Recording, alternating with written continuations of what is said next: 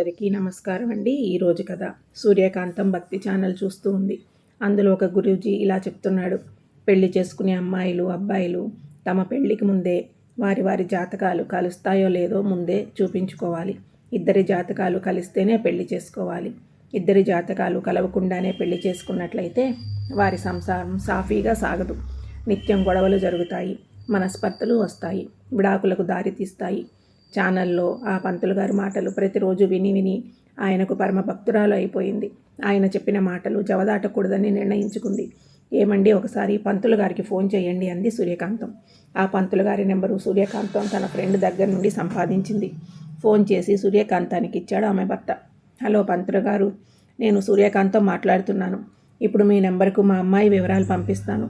మా అమ్మాయి జాతకాన్ని చూసి ఆ జాతకానికి తగిన కుర్రాన్ని వెతికి పెట్టండి అని చెప్పింది. అలాగే సూర్యకాంతం గారు అంటూ ఫోన్ పెట్టేశాడు పంతులు.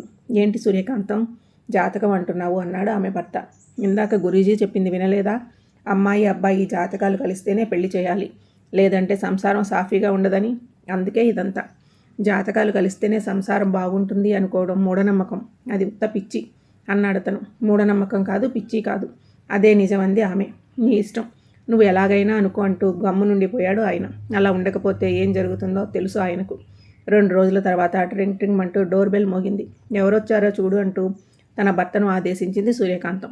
అతను డోర్ తెరిచి చూస్తే అక్కడ పంతులు గారు ఉన్నారు. మీ అమ్మాయి జాతకానికి తగ్గట్టుగా ఏదైనా సంబంధం ఉంటే పట్టుకుని రా అని చెప్పారు కదా, ఇప్పుడు ఆ విషయం గురించే మాట్లాడడానికి వచ్చాను అన్నాడు పంతులు. ఏంటి పంతులు గారు, బయట నిలబడి మాట్లాడుతున్నారు, లోపలికి రండి అన్నాడు అతను. పంతులు లోపలికి రాగానే అతనికి టీ తెచ్చి ఇచ్చింది సూర్యకాంతం. పంతులు టీ తాగుతూ, అబ్బా మీ కూతురు గీత మేషరాశి, అబ్బాయి గోవిందం సింహరాశిలో పుట్టాడు. సింహరాశి వారు మేషరాశి వారు వివాహం చేసుకుంటే వారి జీవితం అన్యోన్యంగా ఉంటుంది. వీరి జీవితంలో అసలు గొడవలు అనేవి ఉండవు. ఈ రాశుల వారు దంపతులైనట్లయితే వీరు ఇతర దంపతులకు ఆదర్శ దంపతులు అవుతారు అన్నాడు పంతులు. ఇంతకు ఆ అబ్బాయి ఏం చేస్తుంటాడో చెప్పలేదు అంది సూర్యకాంతం. ఆ అబ్బాయి కూడా మీ అమ్మాయిలాగే బెంగళూరులో జాబ్ చేస్తున్నాడు. ఆ అబ్బాయికి కూడా మీ అమ్మాయిలాగే నెలకు 80,000 జీతం. ఇంకేం పంతులు గారు, పెళ్లికి ఏదైనా మంచి ముహూర్తం పెట్టేయండి అంది సూర్యకాంతం. ఓ మంచి ముహూర్తం చూసి గీతా గోవిందం పెళ్లి చేశారు వారు. ఇప్పుడు గీతా గోవిందం బెంగళూరులో ఓ ఇంటిని అద్దెకు తీసుకుని జీవనం సాగిస్తున్నారు. సూర్యకాంతానికి వీలు చిక్కినప్పుడల్లా ఎదురింటికి, పక్కింటికి, వెనకింటికి వెళ్ళి అమలక్కలతో కబుర్లు చెప్పడం అలవాటు. ఆ అలవాటు ప్రకారం ఒకసారి ఎదురింటి ఆవిడ వద్దకు వెళ్ళి కబుర్లు పెట్టింది. ఓ చెల్లె, రాజుగాడికి వాడి భార్యానితకు మనస్పర్ధలు వచ్చాయంట. ఈ మధ్యన వారు ప్రతిరోజు గొడవ పడుతున్నారట. ఇద్దరూ కలిసి జీవించలేకపోతున్నారట. విడాకులు కూడా తీసుకోవాలి అనుకుంటున్నారట. అవునా కాంతమక్కయ్య? అవును, వారు అలా పోట్లాడుకోవడానికి, విడాకులు తీసుకుందాం అనుకోవడానికి ఒక ముఖ్యమైన కారణం ఉంది. ఆ కారణం ఏంటో నీకు తెలుసా? నాకు తెలియదు కాంతమక్కయ్య, మీరే చెప్పండి. ఎందుకంటే వారిద్దరి జాతకాలు కలవలేదు కాబట్టి. ఏం చెప్తున్నావు కాంతమక్క? అవును, భార్యాభర్తల జాతకాలు కలవకపోతే అస్తమానం గొడవపడడం, మనస్పర్ధలు రావడం, విడాకులు తీసుకోవడం లాంటివి జరుగుతాయి. అందుకే మన పిల్లల పెళ్ళిళ్ళు చేసేటప్పుడు వధువరుల జాతకాలు కలిసాయో లేదో చూసుకోవాలి. లేకుంటే ఇలానే జరుగుతుంది.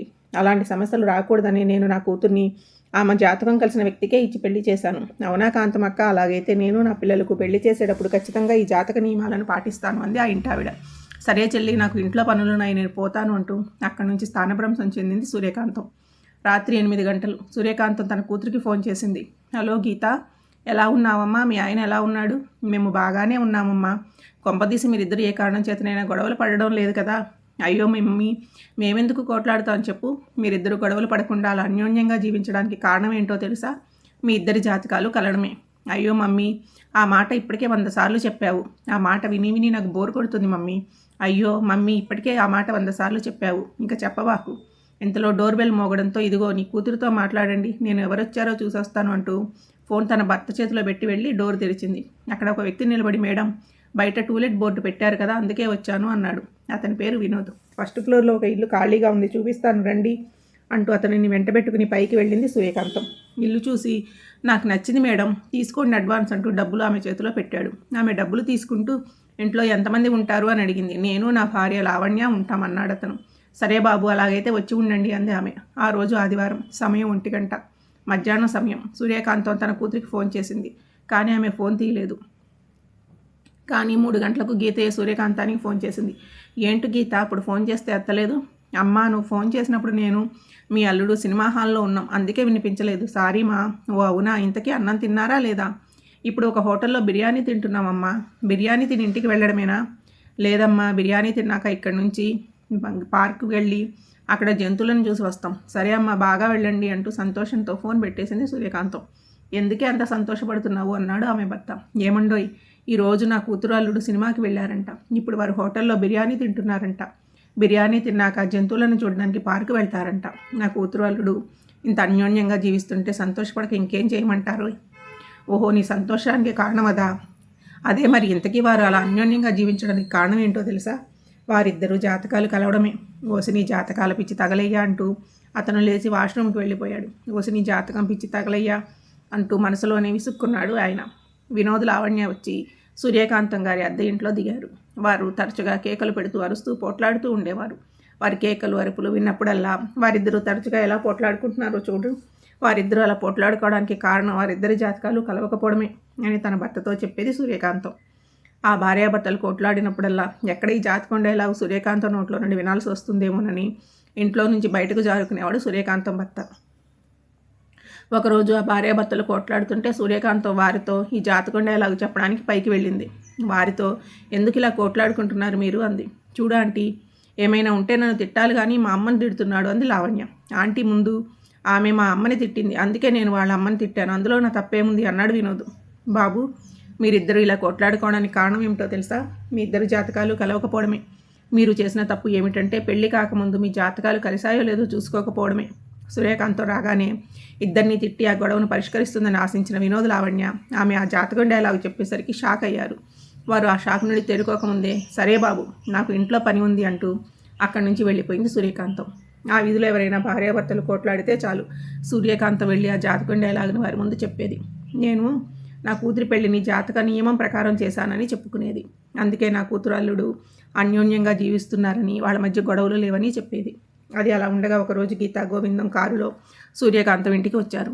గోవిందం కారు దిగి గీత పక్కనున్న డోర్ని తీసి దిగనివే దిగు అంటూ ఆమెను పట్టుకుని తోసేశాడు. ఆమె వెళ్ళి గేటుకు తగులుకోవడం వలన ఆమె తలకు గాయం తగిలింది. దాంతో అమ్మ అని గట్టిగా అరిచింది గీత.